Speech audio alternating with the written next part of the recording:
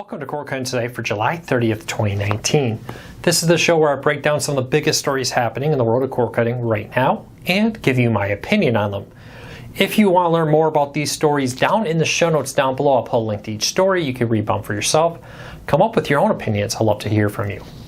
If you're new here, hey, do me a favor, hit that subscribe button, hit that thumbs up. We cover the world of cord cutting every single day with breaking news, stories, reviews, how-to guides, tips, and even weekly cord cutting live Q&As where we answer your cord cutting related questions. So hit that subscribe button, hit that thumbs up. It lets YouTube know you enjoy what we're doing here, and hopefully we can help you break free from the high cost of cable TV. Well, let's dive into it because a lot has happened in the last 24 hours. First though, a quick deal alert. If you're looking for a great, cheap over-the-air DVR, the Tableau Dual Light OTA DVR, the 2-tuner DVR from Tableau DVRs for your antenna, is on sale for just $99.99. That's a great deal on a great DVR. Link to it down in the show notes down below for our deal of the day. All right, first news story up of the day. AT&T announced this morning that they are rebranding DirectV Now to AT&T TV Now. Not to be confused with AT&T TV. AT&T TV is the new live TV service coming out. AT&T TV Now is just DirectV Now rebranded. But you will need to switch apps. They are going to launch a new AT&T TV app that will be available in the coming weeks. You will need to log in and, quote, re-agree to the terms of service. Now, if you're keeping track here, let's break down all the live TV services AT&T offers.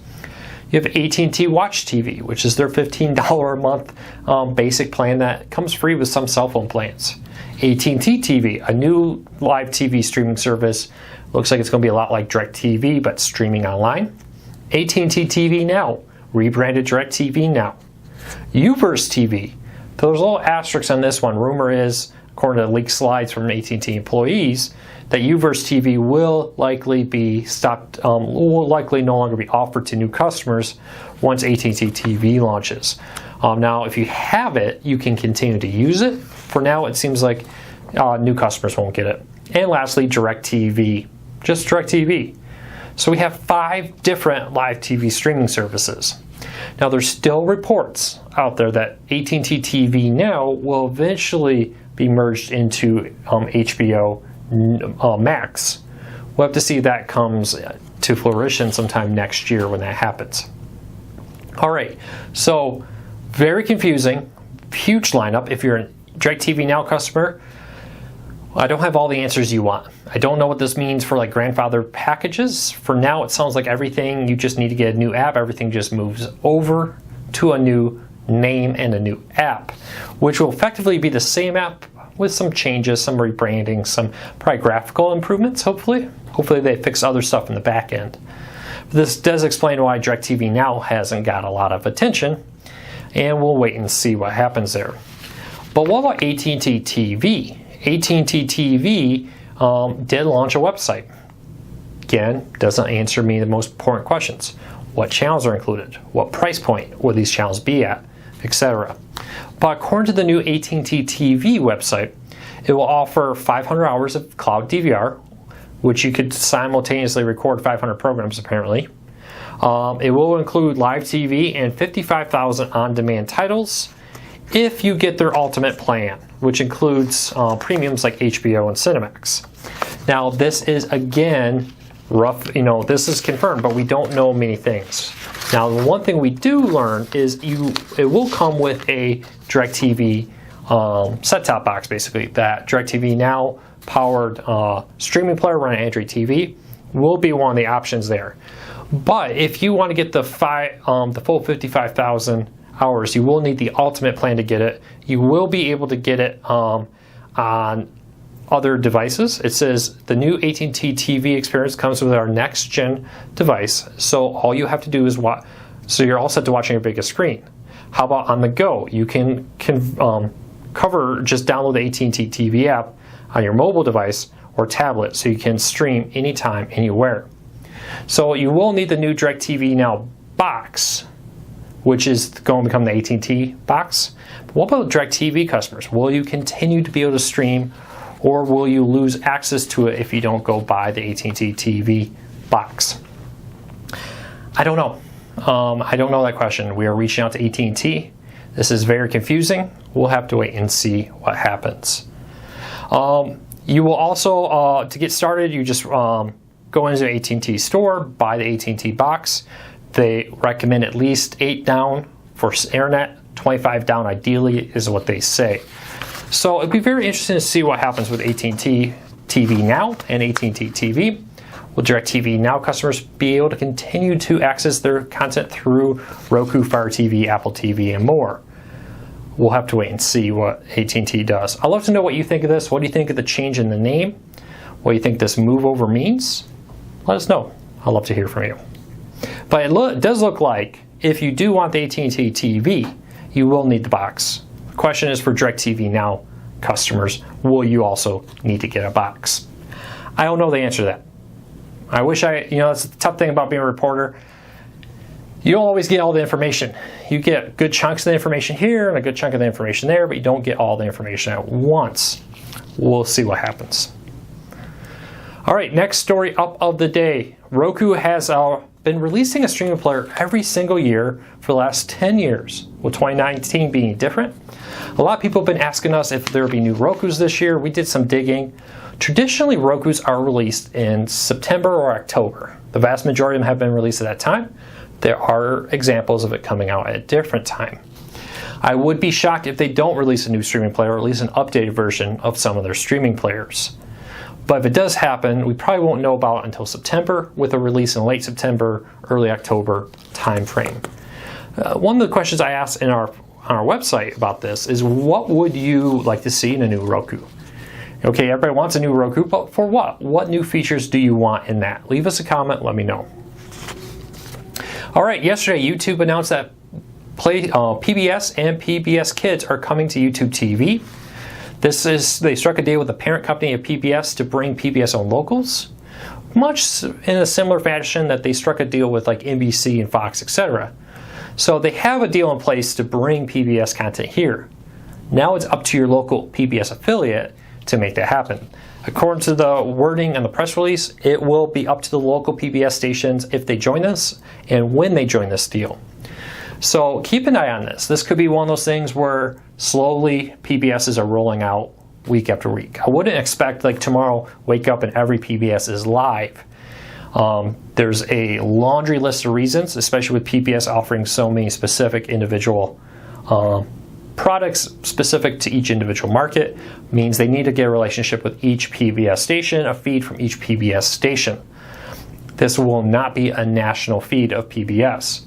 So it sounds like many PBS stations are on board with this. It sounds like many of them are excited. But I can't promise you every single PBS station will be included with this. Hopefully, though, they quickly come out. Fingers crossed, I'll let you know what I learn when I learn it.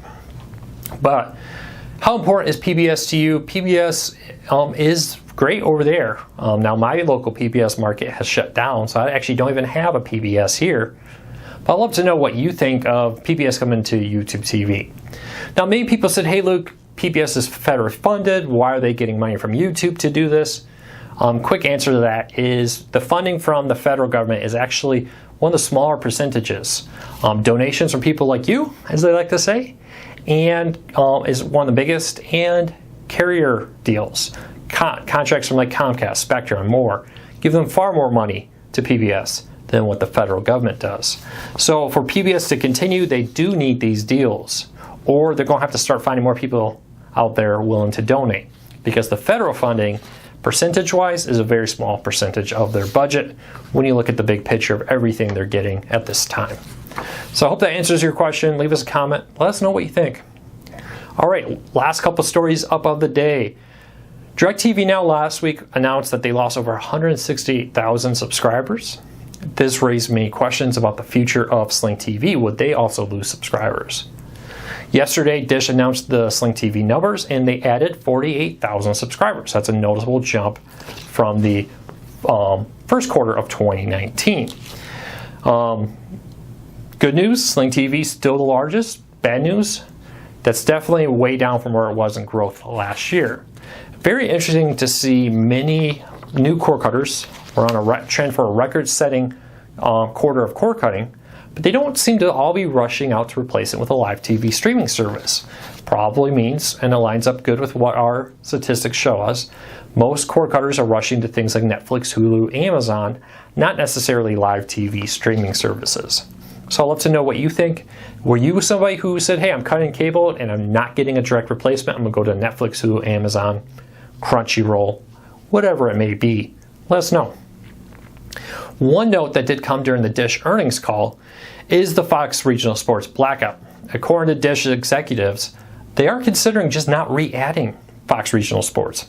According to Dish, the percentage of your bill that is Fox Regional Sports is, paraphrasing here, much bigger than the number of people watching it.